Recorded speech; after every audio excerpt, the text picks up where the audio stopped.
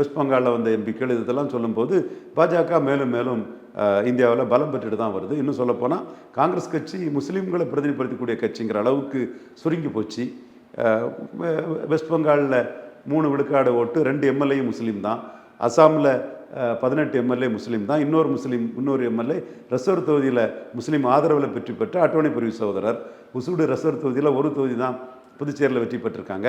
தமிழ்நாட்டிலையும் அவங்க 5 சீட்டுங்கிறது வந்து தோல்வி தான்.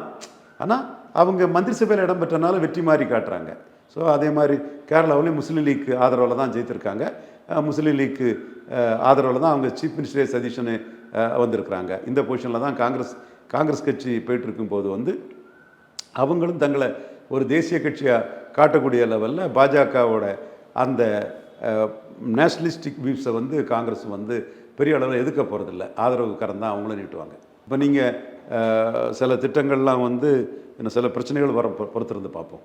அது வந்து காங்கிரஸ் ஆளக்கூடிய மாநிலத்தில் இந்த மும்மொழி கல்வி, இந்த பிஎம் ஸ்ரீ, இதெல்லாம் பலதெல்லாம் வந்து செயல்படுத்தப்படுது.